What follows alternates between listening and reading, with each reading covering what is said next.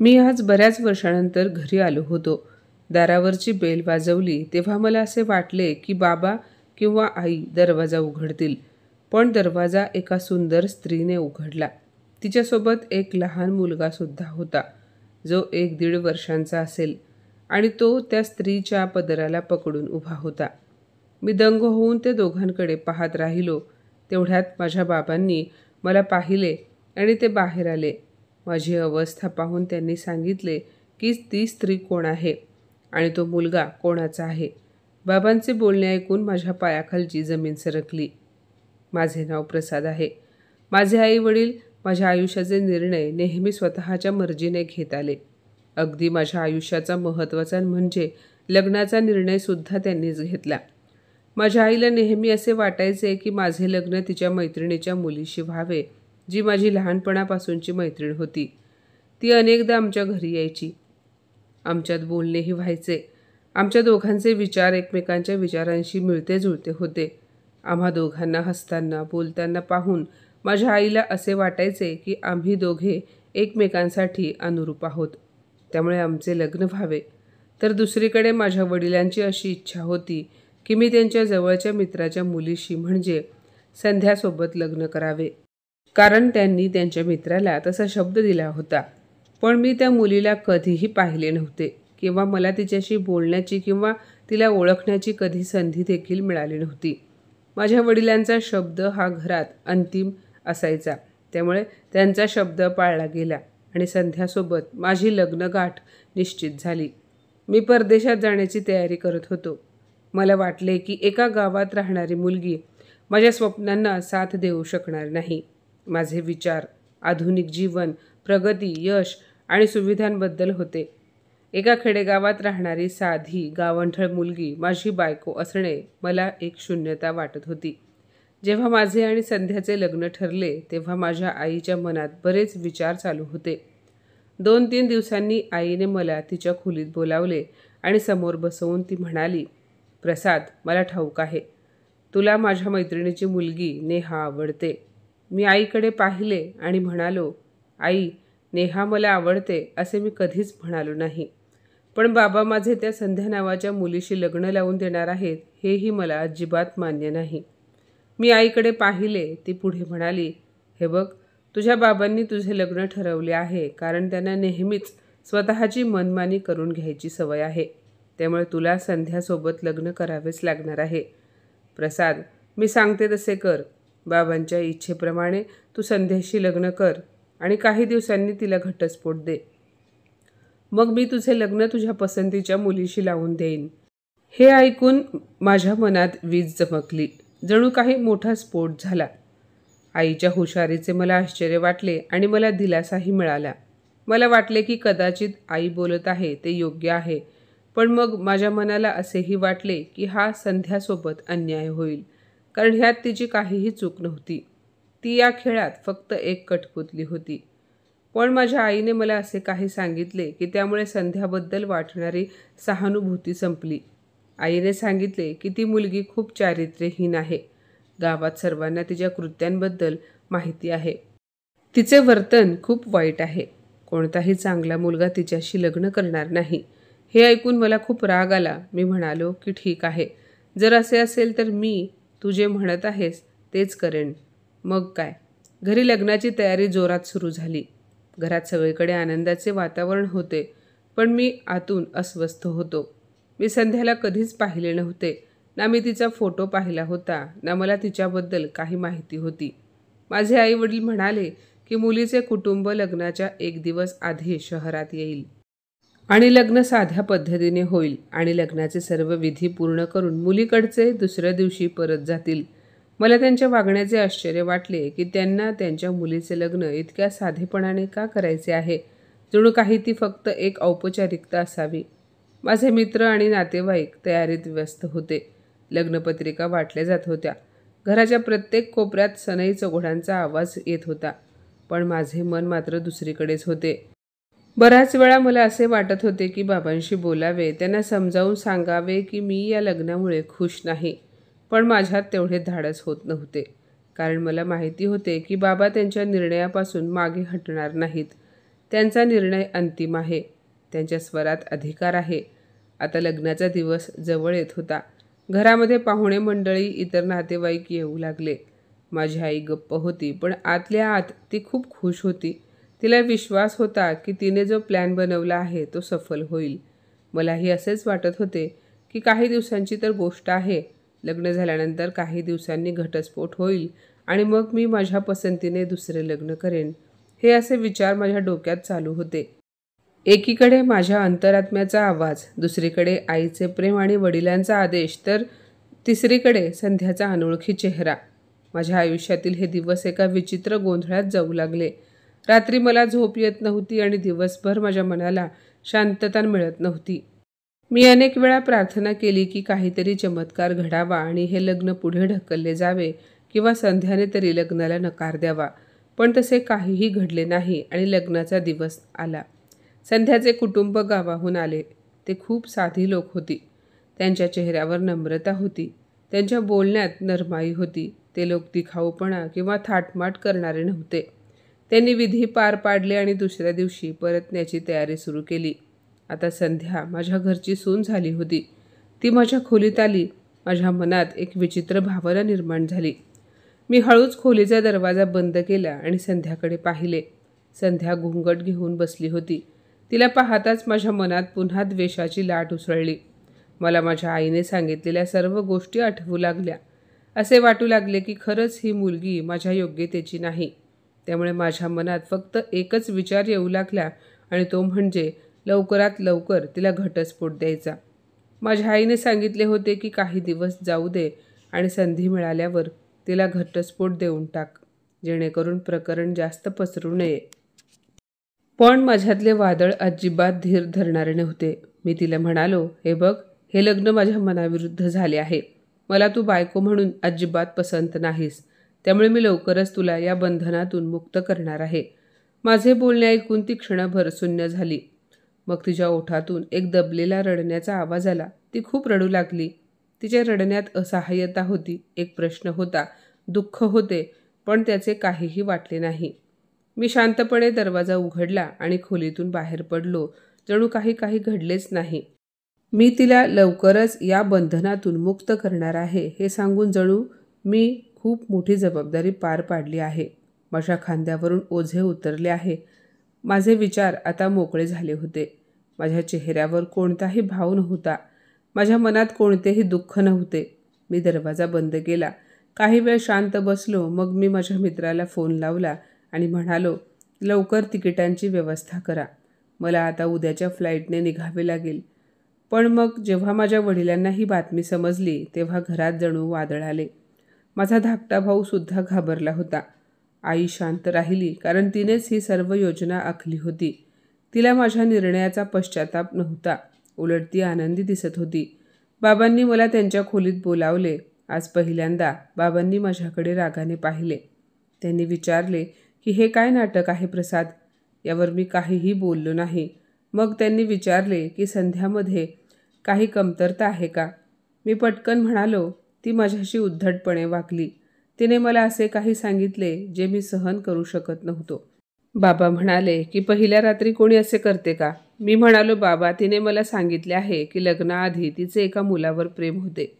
मला सांगा बाबा, एवढी मोठी गोष्ट मला कशी सहन होईल? बाबांनी संध्याला बाहेर बोलावले आणि विचारले, सुनबाई, प्रसाद जे काही बोलतोय ते खरे आहे का? तुझे लग्नापूर्वी कोण्या मुलाशी प्रेम संबंध होते असे तू याला सांगितले आहेस का? मी संध्याकडे पाठ करून उभा होतो. ती म्हणाली, नाही बाबा, हे खोटे बोलत आहेत. मी यांना असे काहीही सांगितले नाही. उलट ह्यांनाच मी पसंत नव्हते आणि यांच्या मनाविरुद्ध त्यांचे माझ्याशी लग्न झाले. त्यामुळे ते लवकर मला घटस्फोट देणार असल्याचे बोलले आहेत. तिचे बोलणे ऐकून बाबांनी मला खूप काही सुनावले. त्यानंतर संध्या तिच्या गावी परतली. दुसऱ्या दिवशी माझी फ्लाईट होती. मी सामान पॅक केल्यानंतर आईने मला मिठी मारली आणि म्हणाली, आता तू अजिबात काळजी करू नकोस. थोड्याच दिवसांनी आम्ही तुझे लग्न तुझ्या पसंतीच्या मुलीशी लावून देऊ. मी आईकडे पाहिले आणि स्मितहास्य केले आणि म्हणालो, आई, सध्या तरी मला कोणाशीही लग्न करायचे नाही. मी पुढे म्हणालो, जर भविष्यात मला लग्न करावेसे वाटले तर मी नक्की करेन. तेही माझ्या स्वतःच्या इच्छेने, माझ्या स्वतःच्या मर्जीने. आता कोणतीही सक्ती होणार नाही आणि मी कोणाशीही तडजोड करणार नाही. माझ्या आईची स्वप्नेही तिथेच भंगली. माझ्या वडिलांचा विजयही संपला आणि मी सर्व काही मागे सोडून परदेशात निघून गेलो. परदेशात जाण्यापूर्वी मी माझ्या पत्नीला घटस्फोटाची कागदपत्रे पाठवली. मला वाटले की आता माझे जीवन, माझे निर्णय, माझी इच्छा कोणाच्याही नियंत्रणात राहणार नाही. मला नातेसंबंधांचे बंधन नको होते. मला समाजाच्या परंपरा पाळायच्या नव्हत्या. आता मला फक्त पुढे जायचे होते. संध्या गेली, तो एक क्षण गेला. ते एक नाव होते जे आता माझ्या आयुष्यातून नाहीसे झाले होते. आता मला संध्याबद्दल ना सहानुभूती वाटत होती, ना कसली अपेक्षा आणि ना वडिलांच्या निर्णयाशी कोणता संबंध होता. मला फक्त माझ्या स्वप्नांची काळजी होती. परदेशात नवे आयुष्य सुरू करण्याच्या स्वप्नांनी मी सर्व काही मागे सोडले. मी माझ्या देशाचा, माझ्या आईवडिलांचा, माझ्या जुन्या आयुष्याचा निरोप घेतला. आता मनात एकच उद्देश होता, स्वतःला सिद्ध करायचे, यशस्वी होऊन दाखवायचे. पण मनाच्या एका कोपऱ्यात एक रिकामेपण आणि एकटेपणा होता. मग एके दिवशी माझी भेट जेनेसिस नावाच्या मुलीशी झाली. ती ना माझ्या धर्माची होती, ना माझी भाषा बोलणारी, ना माझ्या देशाची होती. पण तिच्या डोळ्यात एक वेगळेच आकर्षण होते. तिच्या वागण्यात एक गोडवा होता. तिच्यासोबत वेळ घालवणे मला आवडू लागले. तिच्याशी बोलणे, तिच्यासोबत बाहेर फिरायला जाणे, हे सगळं काही जणू जादूसारखे वाटत होते. हळूहळू आम्ही एकमेकांच्या प्रेमात पडलो. मनात आलं की तिला आपल्या आयुष्याचा भाग बनवावं. मनाने विचार केला की एकदा तरी नशीब आजमावून पाहावं. म्हणून आम्ही कोर्ट मॅरेज केलं. आम्ही एकत्र राहायला लागलो. सुरुवातीला सगळं काही नवं होतं. सगळं छान वाटत होतं. तिचं वागणं, तिचं हसणं, तिच्या गप्पा सगळंच मनाला भावत होतं. पण जसजसा वेळ पुढे सरकत गेला तसतसे खरे वास्तव समोर येऊ लागले. लक्षात आले की ही मुलगी तशी नाही जशी मला वाटली होती. तिचा आयुष्याकडे पाहण्याचा दृष्टिकोन माझ्यापेक्षा पूर्णपणे वेगळा होता. मला अशी बायको हवी होती जी स्वतःच्या हाताने स्वयंपाक बनवेल, जी सकाळी उठल्यावर ओठांवर हसू घेऊन माझ्या हातात चहाचा कप देईल, जी सोबत असताना असे वाटेल की आयुष्याचे खरे सौख्य याहून वेगळे काही नाही. पण इथे सर्व काही उलट होतं. मी घरी आल्यावर ती म्हणायची, चल आपण दोघे मिळून स्वयंपाक करूया. कधी कधी ती म्हणायची, तू आज स्वयंपाक कर, मी खूप थकले आहे. हे सगळं माझ्यासाठी नवीन आणि विचित्र होतं. मला तिचे वागणे अजिबात आवडत नव्हते. मी परदेशात गेलो होतो कारण इथे मला स्वातंत्र्य आणि शांती मिळेल असे वाटले होते. पण मला जाणवले की मी अशा नात्यात बांधले गेलो आहे जिथे प्रेम कमी आणि तडजोड जास्त आहे. ती प्रत्येक बाबतीत स्वतःला एक पुरुष म्हणून दाखवण्याचा प्रयत्न करत होती. ती स्वतःचे निर्णय स्वतः घेणारी आणि स्वतःच्या मनाचे पालन करणारी होती. तिला कोणाचेही ऐकण्याची सवय नव्हती. पण मी तिचे ऐकावे असे वाटत होते. ती स्वतंत्र विचारसरणीची स्त्री होती. मी शांततेसाठी परदेशात स्थायिक झालो होतो, पण आता ते घर माझ्यासाठी युद्धभूमी बनले होते. मला माझ्या बायकोने माझ्याशी बायकोसारखे वागावे असे वाटत होते. पण तिला स्वतःला बायको म्हणवून घेण्यास आनंद वाटत नव्हता. ती म्हणायची की आपण दोघेही समान आहोत. दोघांनीही काम करावे आणि जबाबदाऱ्या वाटून घ्याव्यात. मी कधीच असा विचार केला नव्हता. माझ्या घरात असे कधी घडले नव्हते किंवा माझ्या वातावरणाने मला हे शिकवले नव्हते. मी बदलू लागलो. ती मला ओझे वाटू लागली. तिच्या वागण्या बोलण्यात मला एक प्रकारचा त्रास जाणवू लागला. मी तिचा द्वेष करू लागलो. मी जे काही बोललो ते ती टाळायची. माझी स्वप्ने एक एक करून तुटू लागली. माझ्या इच्छा मरायला लागल्या. मी माझ्या आईवडिलांशी याबद्दल काही बोलू शकत नव्हतो कारण दोघेही माझ्यावर आधीच रागावले होते. माझ्या बाबांना मी संध्याशी कसे वागलो हे सतत आठवायचे. माझ्या निर्णयामुळे ते दुखावले गेले होते. मी कधी कधी घरी फोन करायचो पण जास्त काही बोलू शकत नव्हतो. गप्प राहायची आणि वडील थंड स्वरात बोलत असत. आईबाबांनी कधीच माझ्याकडे पैशांची मागणी केली नाही, पण मी त्यांना पैसे पाठवत होतो. पण ते पैसे काढून घेत नव्हते कारण माझे अस्तित्व जणू त्यांच्यासाठी व्यर्थ झाले होते. माझ्या हृदयातील वेदना वाढतच गेल्या. माझ्या हृदयाला अपराधीपणाची भावना टोचू लागली. मला असे वाटू लागले की मी स्वतःलाही फसवले आहे. मी आरशात पाहिले तेव्हा मला एका अनोळखी व्यक्तीचा चेहरा दिसला जो एकेकाळी स्वप्न पाहत असे, पण आता तो निराशेने बुडालेला होता. जो चेहरा पूर्वी हसरा होता तो आता शांततेचे चित्र बनला होता. मी जेनेसिसला म्हणालो की आपण सोबत राहू शकणार नाही. तीही काही दिवसांपासून असाच विचार करत होती. तीही आनंदी नव्हती, पण वेगळे होणे इतके सोपे नव्हते, कारण आम्ही कायदेशीररित्या बांधलेलो होतो. आमचे मन तुटले होते. या नात्यातून बाहेर पडण्यासाठी मला अनेक कायदेशीर प्रक्रिया पार पाडाव्या लागल्या. मला तिला काही पैसे द्यावे लागले, काही गोष्टी सोडाव्या लागल्या, पण मला पैशांची कमतरता नव्हती. मी सर्व काही दिले. मला फक्त माझा जीव वाचवायचा होता. ती माझ्या आयुष्यात एक वाईट स्वप्न म्हणून आली आणि शांतपणे निघून गेली. ती गेल्यानंतर मी एक दीर्घ श्वास घेतला. जणू काही एक ओझे कमी झाले आहे. पण माझ्या हृदयाने पुन्हा तोच प्रश्न विचारला, आता कुठे जायचे? मी विचार केला, आता भारतात परत जावे. कदाचित मला तिथे शांती मिळेल. कदाचित तिथून एक नवीन सुरुवात करता येईल. मग मी ठरवले की भारतात परत जाऊन एक नवीन जीवन सुरू करेन. मी माझ्या कृत्यांसाठी माझ्या आईवडिलांची माफी मागेन. मी माझे सामान बांधले. विजा संपणार होता. मला वाटले की आता ह्या देशात राहण्यात काही अर्थ नाही. मला आता कशातही रस वाटत नव्हता. परदेशातील जमीन मला परकी वाटत होती. मला खूपच एकटेपण जाणवू लागले. मी तिकीट बुक केले. शेवटच्या क्षणी मी ते शहरातील रस्ते पाहिले, जे एकेकाळी माझ्यासाठी एका नवीन आयुष्याचे मार्ग होते. आता तेच रस्ते रंगहीन वाटू लागले. मी माझा भूतकाळ मागे सोडून माझ्या देशी निघालो. मायदेशी परतल्यानंतर सर्व काही ठीक होईल असा विचार करून माझे मन थोडे हलके झाले. माझ्या आईवडिलांचा राग संपेल. आई ही आई असते. ती माझे अश्रू पाहून विरघळेल. कालांतराने बाबाही माझ्यावरचा राग विसरतील. माझ्या मनात ही एक आशा होती. कदाचित माझी चूक विसरली जाईल. कदाचित मला पाहून आई बाबा मिठी मारतील. पण जेव्हा विमानतळावर माझे स्वागत करायला कोणी आले नाही, तेव्हा मी खूप निराश झालो. मला असे वाटले की माझ्या घरच्यांना मी येणार आहे याचा जणू काही फरक पडत नव्हता. ह्या आधी जेव्हा मी परदेशातून भारतात आलो, तेव्हा सर्वजण माझी आतुरतेने वाट पाहत बसले होते. मला पाहताच माझ्या भावाने प्रशांतने धावत येऊन मला घट्ट मिठी मारली होती. असो, मी घरी पोहोचलो. बराच वेळ दाराबाहेर एकटाच उभा होतो. मी दारावरची बेल वाजवली, तेव्हा एका सुंदर स्त्रीने दरवाजा उघडला. क्षणभर असे वाटले जणू मी दुसऱ्याच कोणाच्या तरी घरी आलो आहे. ती माझ्याकडे एकटक पाहत होती, जणू ती मला ओळखण्याचा प्रयत्न करत होती. तिच्या चेहऱ्यावर आश्चर्य आणि गोंधळाचे मिश्र भाव होते. जणू मला पाहून तिला धक्का बसला असावा. तेवढ्यात एक छोटा मुलगा तिच्याजवळ आला आणि तिच्या पदराला पकडून उभा राहिला. तो मुलगा खूपच गोंडस दिसत होता.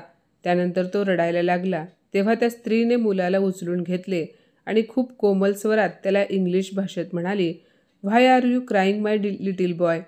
आणि मग ती त्याला घेऊन आत गेली आणि मी तिथे स्तब्ध राहिलो. माझ्या मनामध्ये अनेक प्रश्न निर्माण झाले की ही मुलगी कोण आहे आणि हा मुलगा कोणाचा आहे? हे सर्व काय चालले आहे? तेवढ्यात बाबांनी मला पाहिले. त्यांचा चेहरा गंभीर दिसत होता. त्यांनी मला पाहिले आणि म्हणाले, प्रसाद, अरे आलास तू? आत ये. आणि तुझा चेहरा असा घाबरल्यासारखा का दिसतोय? मी आतल्या खोलीकडे पाहत होतो. तेव्हा बाबा म्हणाले, जिला तू इतका चकित होऊन पाहत आहेस ती संध्या आहे. पुढे काही बोलण्यासाठी माझ्या तोंडातून शब्द निघत नव्हते. बाबा जे काही बोलले ते मान्य करण्यासाठी माझे मन तयार होत नव्हते. मी मनात म्हणालो, संध्या? मी तर तिला घटस्फोट दिला होता, मग ती इथे काय करते? ज्या मुलीला मी न पाहता घटस्फोट दिला होता, जिला मी न स्वीकारता सोडून दिले होते, जी माझी एक जबाबदारी होती पण ती निभावण्याची माझी इच्छा नव्हती, पण आज माझ्यासमोर उभी असणारी स्त्री वेगळ्याच दुनियेतील वाटत होती. माझ्यासमोर उभी असलेली स्त्री जणू दुसऱ्याच जगातून आलेली दिसत होती. जणू काही काळाने तिला ताकद दिली होती. जणू काही नशिबाने तिला माझा निर्णय चुकीचा सिद्ध करण्यासाठी भाग पाडले होते. पण सर्वात मोठा धक्का म्हणजे तिच्यासोबत असलेले मूल, जे तिला चिकटून उभे होते, जे माझ्याकडेही पाहत होते. माझे हातपाय थरथरू लागले. मला बोलता येत नव्हते. मी माझ्या वडिलांना विचारले की हे कोणाचे मूल आहे? ते शांतपणे म्हणाले, हा तुझा मुलगा आहे. आता मला मात्र खूप मोठा धक्का बसला. मी म्हणालो, बाबा, तुमचा काहीतरी गैरसमज झाला आहे. असे काहीही घडले नव्हते. मी संध्याचा चेहराही पाहिला नव्हता. मी तिला घटस्फोट दिला कारण मी माझ्या पसंतीच्या मुलीशी लग्न करण्याचा निर्णय घेतला होता. मी तर तिला स्पर्श देखील केला नव्हता. मी तिला मनापासून स्वीकारले नव्हते. मग ते माझे मूल कसे असू शकते? बाबांनी माझ्याकडे पाहिले आणि म्हणाले, माझ्या खोलीत चल, मला तुझ्याशी बोलायचे आहे. मी बाबांच्या खोलीत गेलो. माझ्या डोक्यात विचारांचे वादळ सुरू होते. तेवढ्यात तिथे आई आली. आईने मला पाहताच मिठी मारली, माझ्या कपाळावर ओठ टेकवले आणि म्हणाली, तू सर्व काही सोडून गेला होतास ना, पण मी तुझी वाट पाहणे कधीच सोडले नाही. आईने मला माफ केले. मला मिठी मारली. तिचे डोळे पाणावले. तर बाबा म्हणाले, आता मी तुला ते सत्य सांगेन जे तुला ठाऊक नाही आणि ते तू आता जाणून घेणे खूप महत्त्वाचे आहे. मी शांत बसलो. माझे हृदय वेगाने धडधडत होते की मला आता काय ऐकायला मिळणार आहे. बाबांनी एक दीर्घ श्वास घेतला आणि माझ्याकडे पाहिले. तेवढ्यात संध्या तिथे आली. तिच्या हातात पाण्याचा जग होता. तिच्या मागे आर्यनही आला होता. तिने तो जग टेबलवर ठेवला आणि खोली बाहेर जाऊ लागली. मी आर्यनला उचलून घेतले, पण तो रडू लागला. तेव्हा संध्याने आर्यनला माझ्या हातातून घेतले आणि खोली बाहेर निघून गेली. माझ्या डोळ्यासमोर तीच स्त्री होती जिला मी नाकारले होते, जिच्या चेहराही न पाहता मी तिला घटस्फोट दिला होता. माझ्या मनात एक वेदना निर्माण झाली. माझा विवेक मला शिव्या देऊ लागला. वडिलांच्या आवाजाने त्या क्षणाची शांतता भंग झाली. ते कठोर पण थरथरत्या आवाजात म्हणाले, तू संध्यासारख्या मुलीला नाकारलेस, तिला घटस्फोट दिलास, पण आता बघ, ती केवळ अभ्यासात अव्वल नाही तर तिच्यात निर्दोष चारित्र्यही आहे. जेव्हा माझ्या मित्राने त्याच्या मुलीचे लग्न तुझ्याशी लावून दिले होते, तेव्हा त्याला अभिमान वाटत होता की त्याची मुलगी आता शहरात जाईल, प्रगती करेल आणि तिच्या पतीसोबत जग फिरेल. पण तू तिला क्षणभरही तुझ्यासोबत ठेवले नाहीस आणि तुझ्या नावाशी जोडलेल्या एका निष्पाप स्त्रीला तू कारणाशिवाय नाकारलेस. तिला काहीही न बोलता अंधारात ढकललेस. संध्याला चारित्र्यहीन म्हटले गेले, पण ती गप्प राहिली. तिला माहिती होते की हा तिच्या सासरच्या आदराचा प्रश्न आहे. जर ती काही बोलली असती तर आमची मान खाली गेली असती, पण तिचे मौन सर्व काही सांगून गेले. जेव्हा आम्ही तिला जवळून पाहिले तेव्हा आम्हाला जाणवले की तिच्या आत संयमाचा सागर लपलेला आहे. तू तिच्याशी असा वागलास, पण तिने याबद्दल आमच्याकडे कधीच तक्रार केली नाही. खरे तर ते मूल तुझे आहे. तुझे मत विचारात न घेता मी तुझे लग्न माझ्या मित्राच्या मुलीशी लावून दिले, पण लग्नाच्या रात्री तू इतकी दारू प्यायला होतास की तुला काही समजलेच नाही. त्या दारूच्या नशेत तू संध्यावर बळजबरी केलीस आणि दुसऱ्या दिवशी परदेशात जाण्यापूर्वी तू तिला घटस्फोटाचे कागदपत्र दिलेस. तुला स्वतःलाच कळले नाही की तू काय केले आहेस. त्यानंतर संध्या तिच्या माहेरी गेली. तिने तिच्या वडिलांना सर्व काही खरे सांगितले आणि त्याला धक्का बसला आणि त्याच रात्री माझ्या मित्राचा मृत्यू झाला.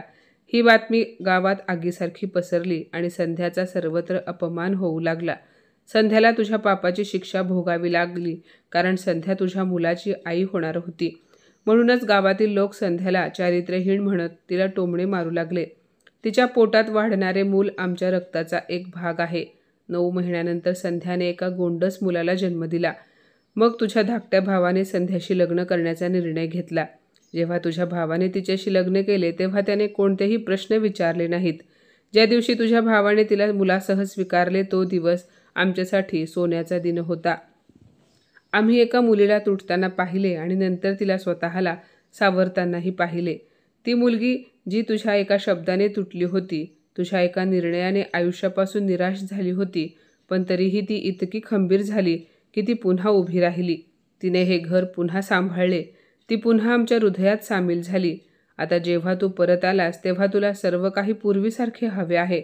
पण बेटा, वेळ कधीच मागे फिरत नाही. वेळ फक्त पुढे सरकते. तू गमावलेले क्षण, तू नाकारलेल्या भावना, तू तोडलेला विश्वास, हे सगळं कधीच परत येणार नाही. आता संध्या तुझ्याबद्दल काहीही बोलणार नाही आणि तुला भेटणार नाही. ती आता तुझ्यापासून आणि तुझ्या अस्तित्वापासून खूप दूर गेली आहे. तुझ्या भावाने प्रशांतने सांगितले आहे की जर तू इथे 1 महिन्यापेक्षा जास्त दिवस राहिलास तर तो संध्याला आणि त्याच्या मुलाला घेऊन हे घर सोडून निघून जाईल. तो आर्यनला स्वतःचा मुलगा मानतो आणि आम्हाला आर्यनला आमच्यापासून दूर होऊ द्यायचे नाही. बाबांचे बोलणे ऐकून मी ढसाढसा रडू लागलो. बाबा म्हणाले, आता कितीही पश्चाताप केला तरी काही उपयोग नाही, कारण वेळ निघून गेली आहे. आईने माझ्याकडे पाहिले. तिचे डोळे ओले झाले होते. तिचा आवाज जड झाला होता. ती म्हणाली, बाळा, तू आमचे ऐकले नाहीस. आम्ही तुला सांगितले होते की काळजीपूर्वक विचार करून निर्णय घे. जेव्हा तू परदेशात गेलास तेव्हा आम्हाला वाटले होते की कदाचित तिथे गेल्यानंतर तुला समजेल, कदाचित तुझे विचार बदलतील, पण तू तिथेही तुझ्या मूर्खपणामुळे चुकीचे निर्णय घेत राहिलास आणि त्या गोऱ्या मुलीशी लग्न करून आयुष्य उद्ध्वस्त करून टाकले.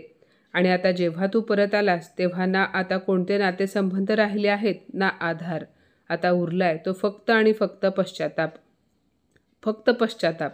पण या पश्चातापामुळे संध्यासाठी काहीही बदलणार नाही, कारण आता ती अशा पातळीवर पोहोचली आहे तिला फक्त तिच्या कर्तव्यांची काळजी आहे. आता ती फक्त एक आई आहे, फक्त एक पत्नी आहे, फक्त एक सून आहे आणि हे तिन्ही नातेसंबंध जपण्यात ती इतकी व्यस्त झाली आहे की तिच्याकडे इतरांकडे लक्ष देण्यासाठी वेळ नाही.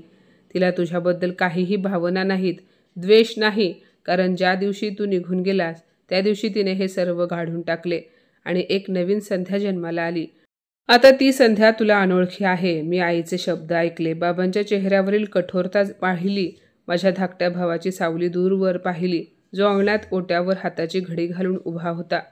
तो संध्याकडे पाहत होता. संध्याने माझ्याकडे एकदाही पाहिले नाही ना. तो क्षण माझ्या आठवणींमधून पुसला जात होता.